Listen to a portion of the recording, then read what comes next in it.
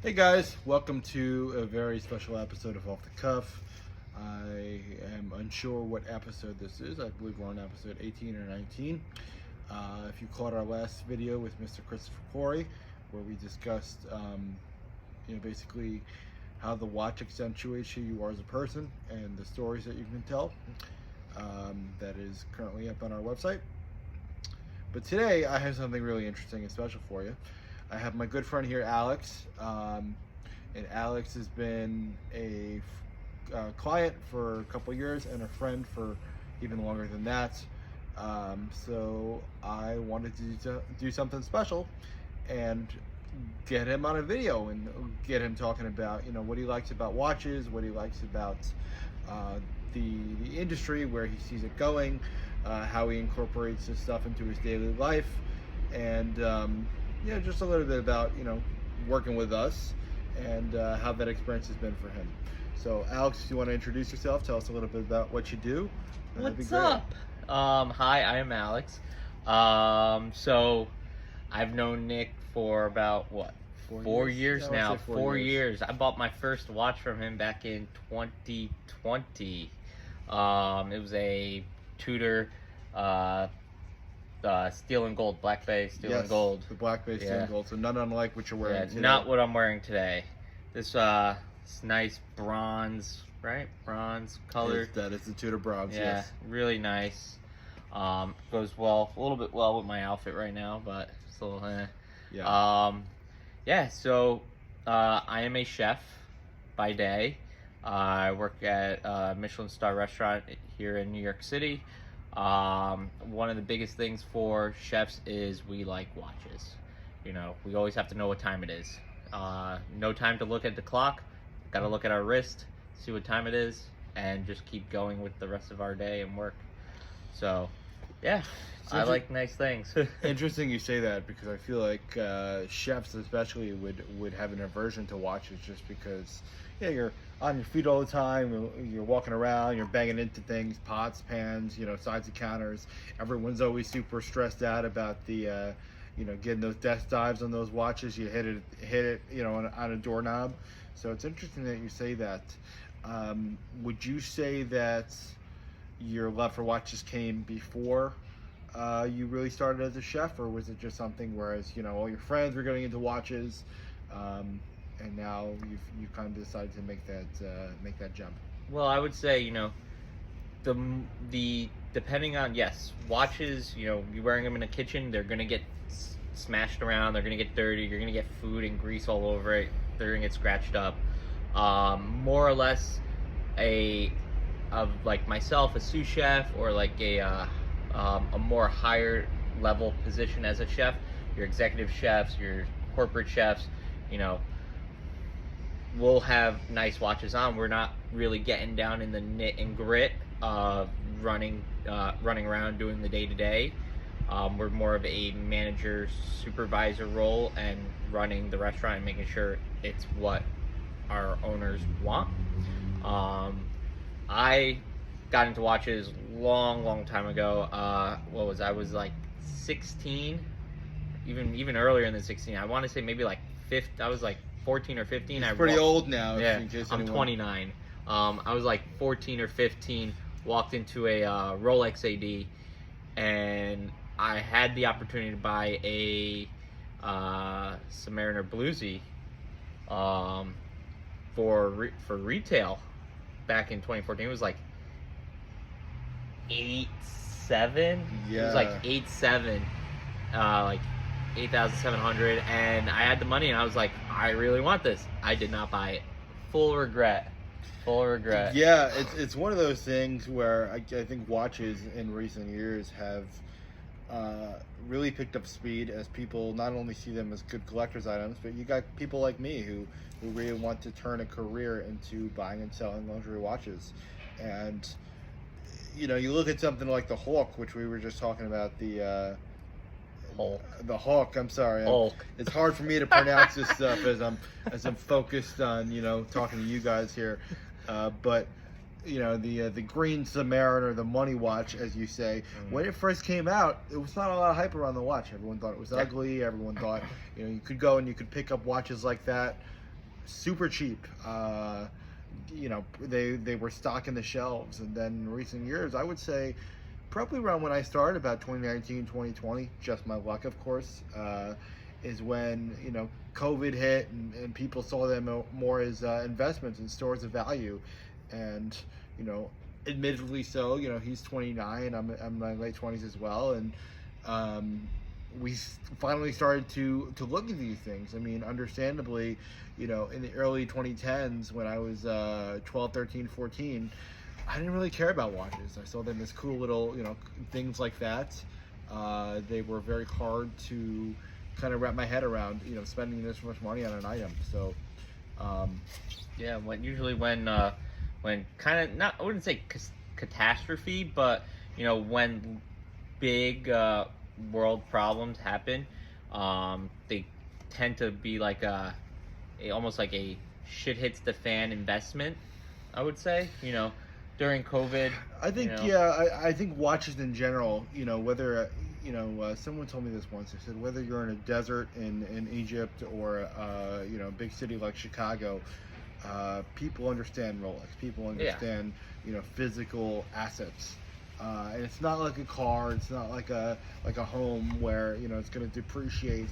Of course, some watches do depreciate. We're not going to lie to you about that. We're not one of those guys that tell you, hey, you know what, buy your Tudor at $3,000, and in 10 years it's going to be worth, $100,000. You do get guys like that. I always like to say, if it's Rolex, AP, Vacheron, something like that, they're going to, increase in value over the long run. Everything else is a good store of value. So the way I look at it is, you buy this Tudor for, let's say, $4,000, you wear it for 3 years, and then you're able to sell it at $3,500. You got to wear a watch for 3 years for $500. Yeah. And I think that when COVID hit, you got a lot of people that really really understood that, and they really saw it as, okay, you know what, I'm not going to spend this money. I don't view it as spending money. I view it as parking money, and basically whatever I lost or whatever I gained is what I'm really spending. So if something like this gold Submariner, if I buy it for $35,000 and I wear it for 3 years and I have to sell it for 32, now granted, like I said, Submariners, things like that, they usually tend to go up. If you look at the long graph of things, then I got to wear a gold sub for $1,000 a year now. Yeah, and speaking of that, I've purchased probably, and you purchased and traded like 4 or 5 watches with you. Yeah, I would say. It's working with you. It's been minimal risk, Yeah. because I get to wear Rolexes, Panerais, and depending on the market, market happens, you wear the watch, it's not going to be in the same condition as I got it from you from the beginning. I'll be in it for only then like $400, $500, and I'll wear it for 6 months to a year, or even trade it for something that's similar value, and pretty much just wear a Rolex for free, in a sense, and trade it. And I always said to people, name another physical item. People who rag on watches, I say, listen, name another physical item, whether it be a car, a home, a gaming system, whatever it is, where you're only taking that small hit, in the grand scheme of things. You buy a car, as soon as you take it off the lot, it's worth significantly less, unless you're, unless you know what you're looking for. I mean, of course, people are going to cite, these special limited edition, these Bugattis and things like that. But the average guy who buys, let's say, a Toyota or a Honda, BMW, whatever it is, it's going to go down in value significantly. So I think, watches has always been, for me, a great way to park money, and not only that, but a great way to express yourself. I know that, being a chef, you get a chance to express yourself quite a bit with the food that you make. How has watches augmented that experience for you? It's a different style of artwork, in a sense. Our plates have multiple colors on them, different textures, colors, flavor profiles, and they really express our love for food and the journey that we've traveled to get to where we are now. I think same with watches. Watches, especially like your higher end models, they show a journey from, from the very first, from like the old vintage watches in the 1950s to present day. It's definitely the journey, the artwork. You look at some of the skeleton watches, some of with the open case backs. It's really really unique looking stuff. Like an artisan's Genevieve or something like that. It's really really cool, and you even look at some of the watches that are a little bit on the outrageous side. I wouldn't say outrageous, but more like a something like Jacob and Co.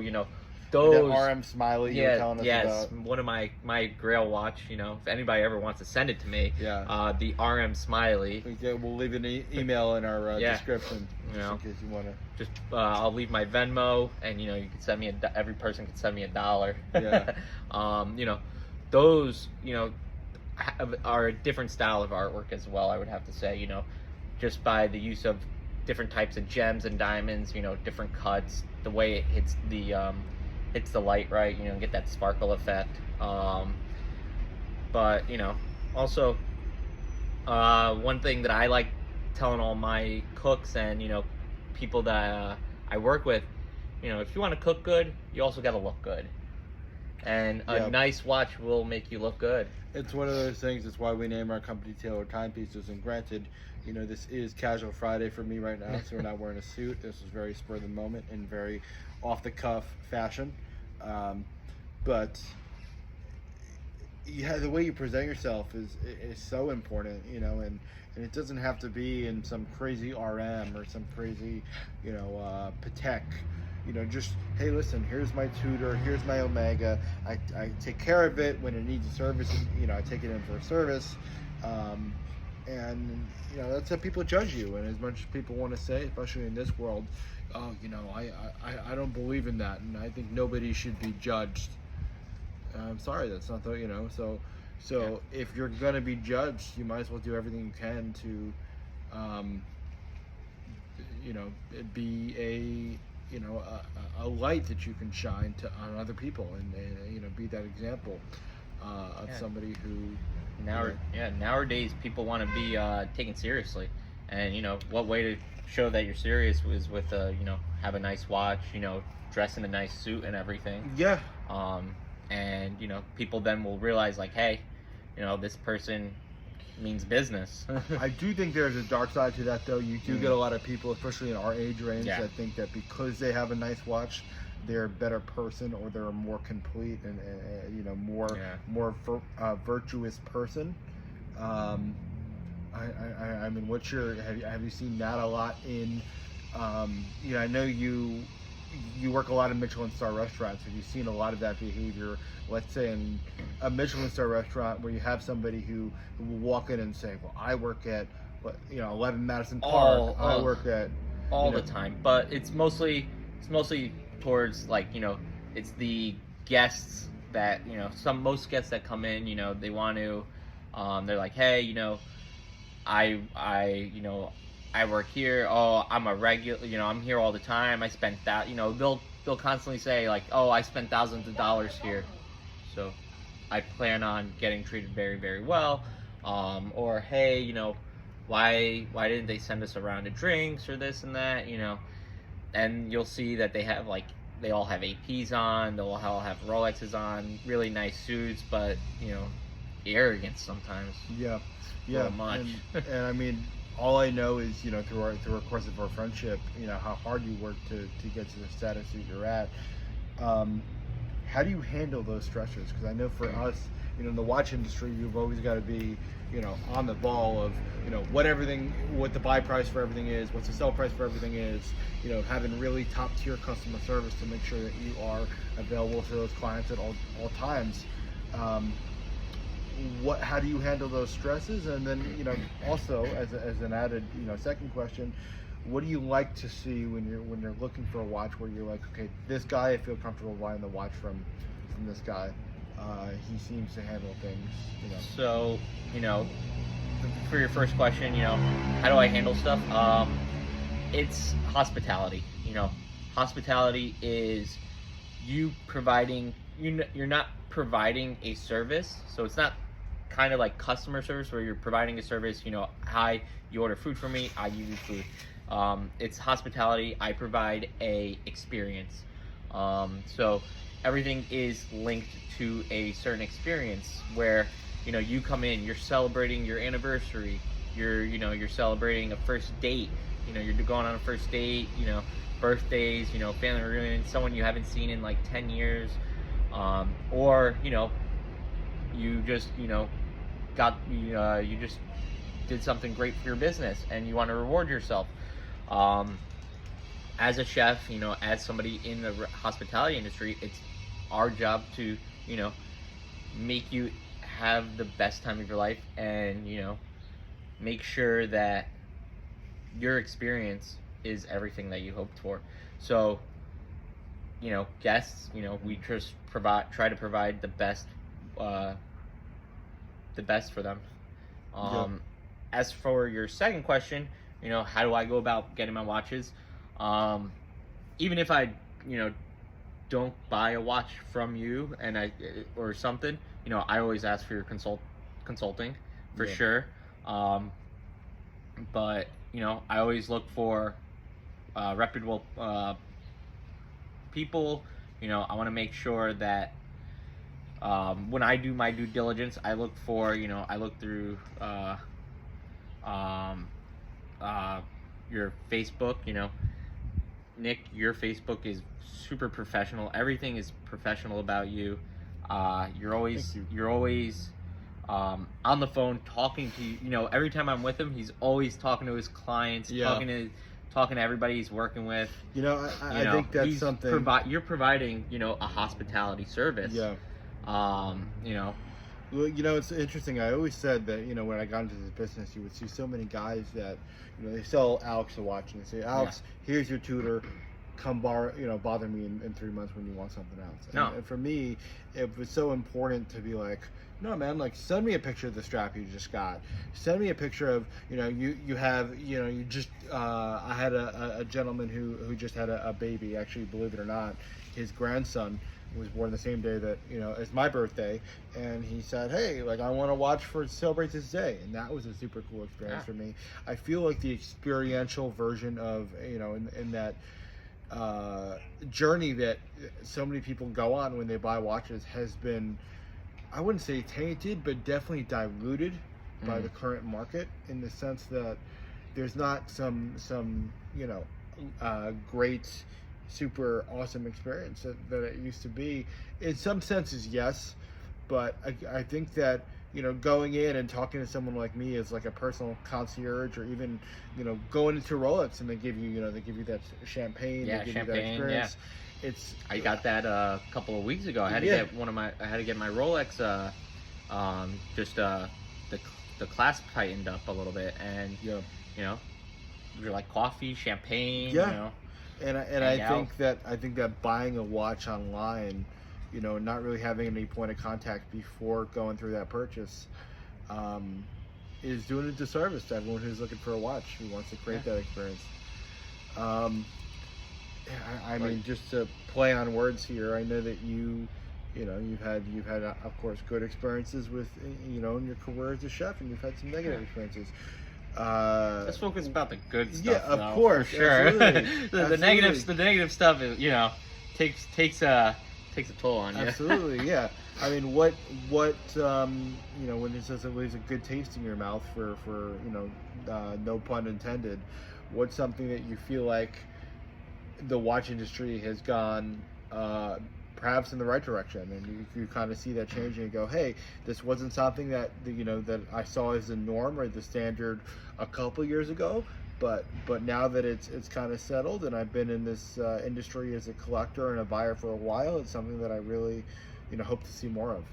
Well, I do have to say, you did sell me my very first Rolex. Just playing back on you're creating the experience, and you're always with clients, and you want them to celebrate that moment with you a little bit, and show you like the straps they just got and everything. So you actually sold me my very first Rolex. It was a two-tone Datejust, it was aftermarket diamond markers on it. Really, really nice, very tasteful. It was a nice dressy watch. Celebrated my a win for me. When you for- got that Michelin star, correct? No, this is when my friends and I, we actually we're running a restaurant up where I live in Westchester, and we were doing great things, and we were on our way to get a Michelin star. There were some things, later down the road, we all, ended up leaving the place, but it was a great milestone for me, and Yep.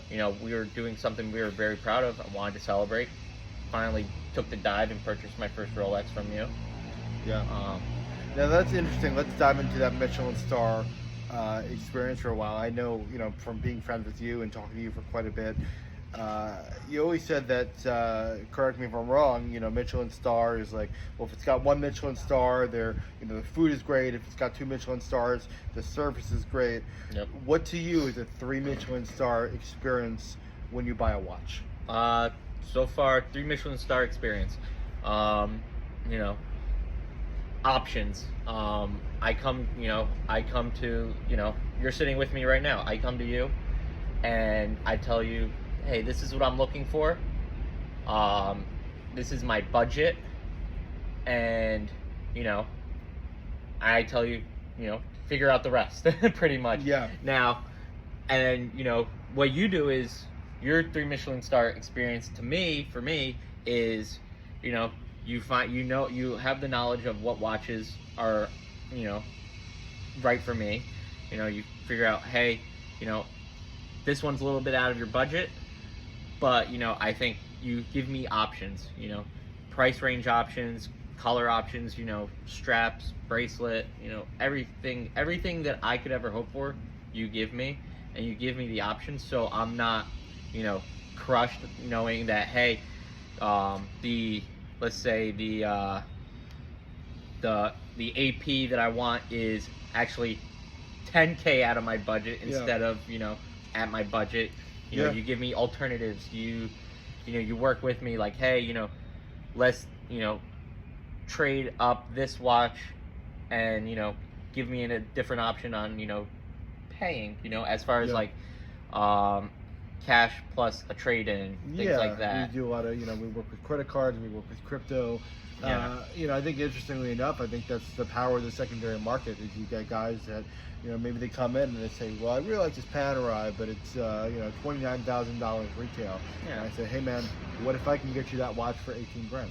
Yeah, I think and then that's all of a sudden, now it's possible. You get a lot of guys that, when they talk about their budgets, they don't know what they can get with $5,000. They maybe thought that they can get, something with $5,000 because they see some Tudor Royal or something like that listed for 5 or 6K retail, and I said, well, that's a 3K watch. Your $5,000 watch is going to be closer to an $8,000 retail. And I think it even goes with like the model as well, like the year. If I have a like a $9,000 budget, I won't be able to get the brand new Submariners right now. Yeah. Maybe, but I'll be able to get maybe depending on the market. I could get a little bit older model, maybe like a 2000, like the pre-ceramics. 2000s, the pre-ceramics, maybe something without the date on it. Without the box and papers. Yeah, without the box and papers. So, you work with me and give me these options that I need. And also, we're not sitting in a jewelry store or, we're not sitting, behind an alley or in the back of somebody's car where, we'll go out, we'll sit down at dinner, we'll talk business over dinner and, do everything from that. And it's great. It adds to the experience too. You're not making me feel scared or nervous about, hey, it's a lot of money. $10,000 is a lot of money. Yeah. I mean, So a lot of these guys, they put you in that room and they're just like, hey man, pick something. And it's like, well, And for them, it's, granted, it's a business, we're all in it to make money. Everybody wants to make money, but, for the guys that, bring you into their jewelry store, it's it's seriously about money for them. With you, it's about creating experience, creating longtime clients that want to come back, want to celebrate, and want the tailored experience. Yeah, I would So I would agree with that. I think that the interesting thing and the parallels that between the watch world and the world of culinary arts is incredibly similar. I mean, every time I tell everyone this, I say every time we go to a restaurant, Alex knows somebody that he used to work with, a friend of somebody he used to work with, and the watch industry itself, is very small in that sense as well. And we talk about this all the time, the idea of mazel and reputation, and how your word is your bond. So I mean, I'm sure a lot of that comes into play as a chef too. I mean, you were telling me a story about someone who got quote unquote shamed out of the industry because they were rude to somebody else at another restaurant they went to. yeah, yeah. I've seen everything. I've seen and experienced everything. And yeah, you want the right people on your side. You want the right people working with you. You want to work with the right people. And it only takes one small phone call. It's one small reference. If me wanting to know that Nick was the right person for me to work with, I scurried around and nothing but good things. Thank you. There was you ask like, hey, I'm gonna do business with Mr. Nick over here, tell me how he is. And the whole industry just calls out and says, hey, Nick is good to go. Smooth buys, really experienced, great knowledge, very trustworthy. And that's pretty much, how both restaurants and the watch world are very similar. You're not going to go to a restaurant that has a C rating or a B rating. You want the A ratings. That's our way of knowing cleanliness of a restaurant. The Department of Health standards as well. We use that as a reference too. And we talk about it and we say, listen, even in the watch industry, you can have good, because I get these guys all the time that say, well, the price is right on this other guy. And I say, listen, price might be one thing, but when you go into a restaurant, you're not just saying, hey, the food is good. It's the food is good and the staff is friendly. The food is good, the staff is friendly, and the place looks clean. So I think a lot of these guys who quote unquote price shop, I mean, food is the perfect, amplifier of this. You pay for you get what you pay for. Yeah. And so I think that's really interesting that you get a lot of these guys, especially now as the market tends to wane back and forth. And again, I don't have a crystal ball. The business, knock on wood, that I don't have right now is doing great for the time being. But the market has seen a bit of a dip in the recent months when it comes to how it was. In the early 2020s. I mean, granted, something to also bring to mind is the fact that in my mind, it's not necessarily a dip. I mean, correct me if I'm wrong, but even in the culinary industry, you had guys that were going out to these fancy restaurants all the time because they were getting those checks and everything was good and money was flowing left and right. Now I view it more of a normalization. But whereas before I was making, people were getting these help checks and and making money out their their eye holes. Mm-hmm. Maybe you'd go to the restaurant 2-3 times a week. Now I'm still going to nice restaurants, but I'm going once a week. So I think the volume has slowed down a bit, but I think it also makes room for quality. And the great thing about a shift in the market like this, which again I do think it was due for one sooner rather than later, is you get all those phonies out of the way. You get a lot of these watch traders who are just doing it for the money. Similarly, you get these chefs who just, they want to be on a big team. They want to say, hey, I worked at Alenia. Hey, I worked at this place.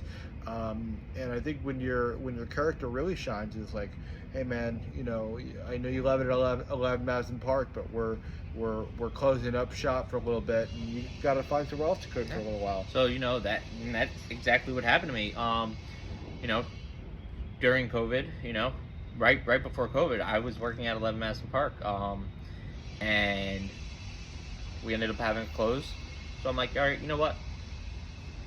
Cool. We closed. COVID hit. Restaurants all had to take some time to think about what is the next move. What are we gonna do next? What's gonna happen? No idea what's gonna happen. Millions and millions of restaurant workers and hospitality workers all out of jobs. For a couple months before anybody had any realization on what we're gonna do. And I bet you so many of those people were just like, you know what, I just don't want to be a chef anymore. And it also has to do with our suppliers as well. Vendors, suppliers, they have millions of dollars of inventory that hey, the world just shut down. We have thousands and thousands of pounds of like produce and meat that's just gonna go bad. And you can't they're not capable of sending it anywhere because there's nobody to receive it and process it because everything's closed. So restaurants took a big hit.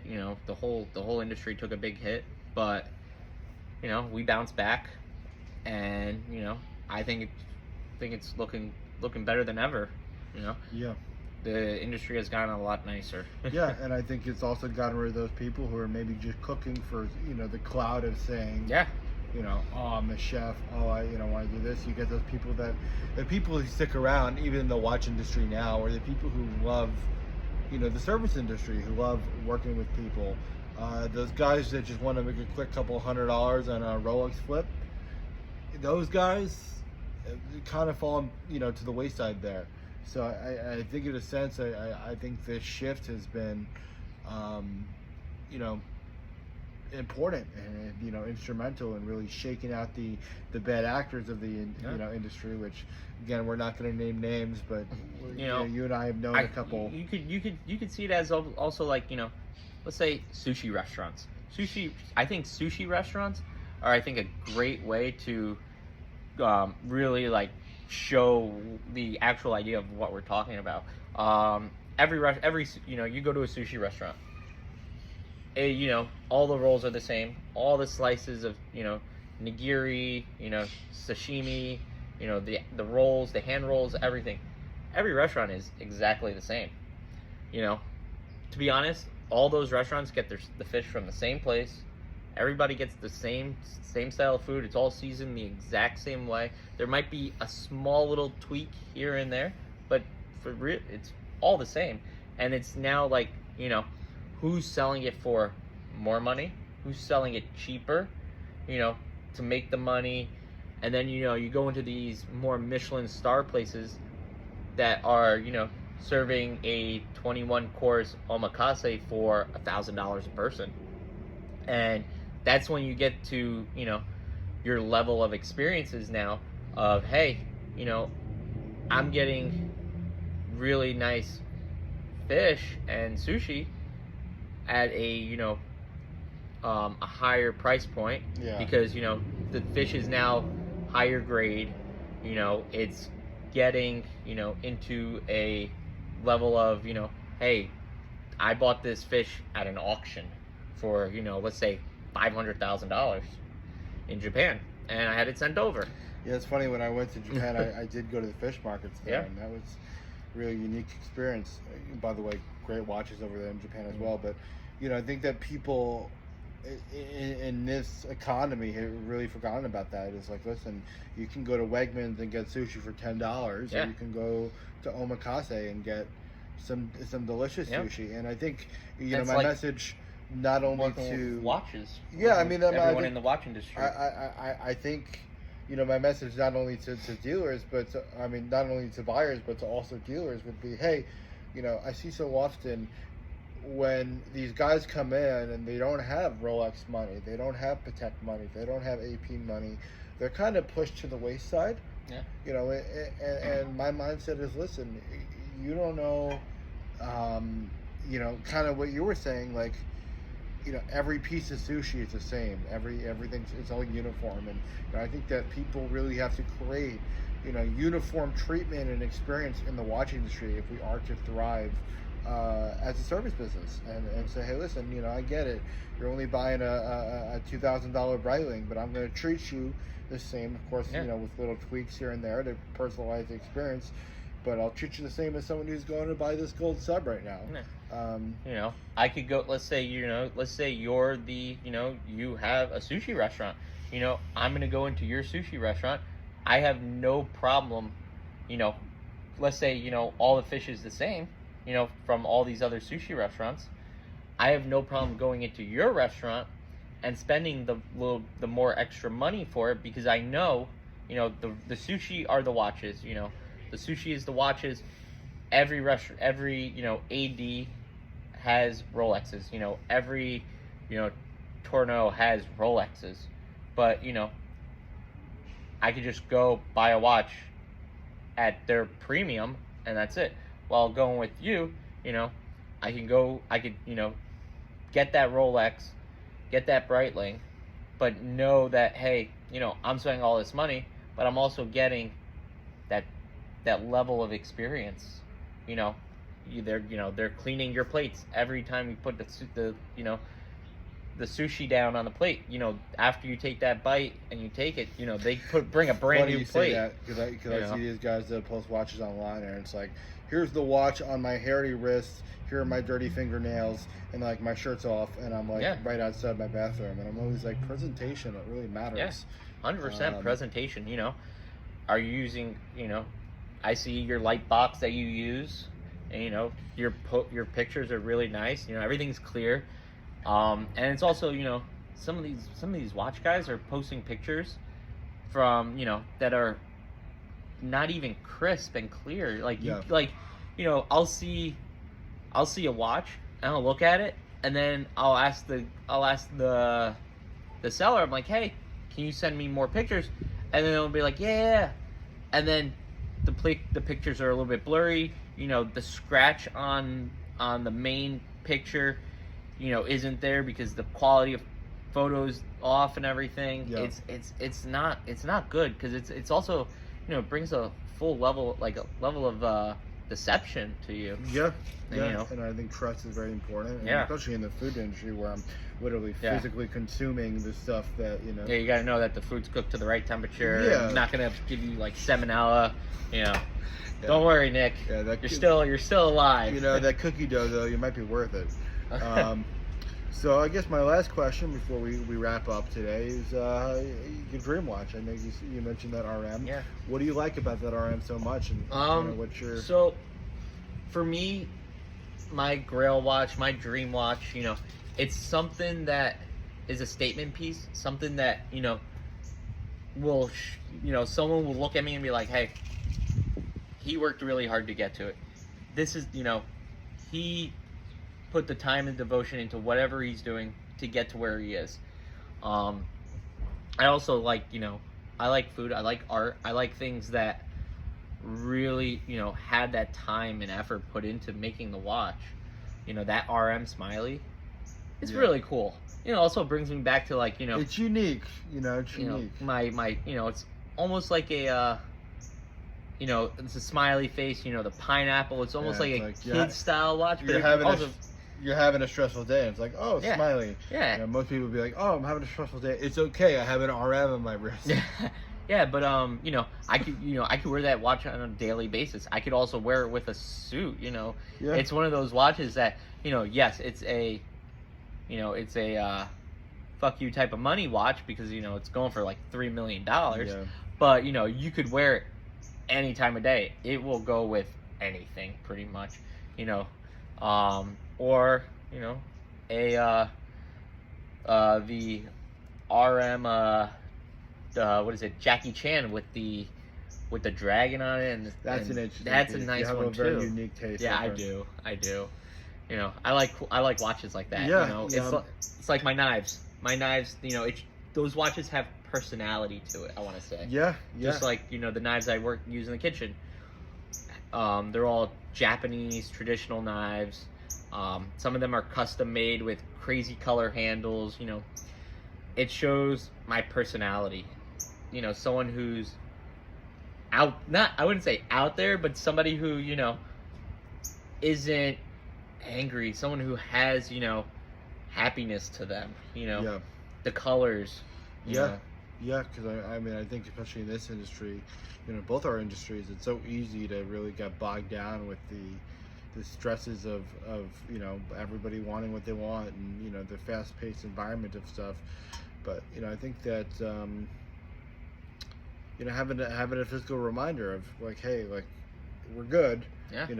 is a great way to just be and move forward in life. So. Yeah.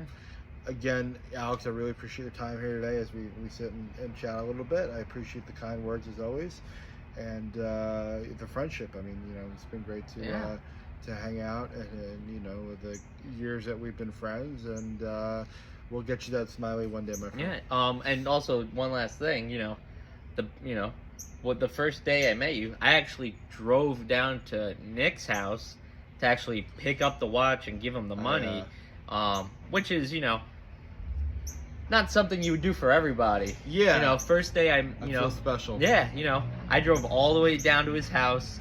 It was like a 2-hour drive for me. 2-hour drive for me, drove all the way down, sat in your backyard. It was, Yeah, I think we just chilled. It was a and great experience, Great friendship made right there. Yeah, absolutely. So, Yeah, I mean, if anything else, I love to be able to have these conversations with my clients who have become friends, and just kind of talk about their experience. So again, like I said, I appreciate your time, and yeah, guys, I appreciate you all tuning into this episode right now of Off the Cuff, and we'll see you next time.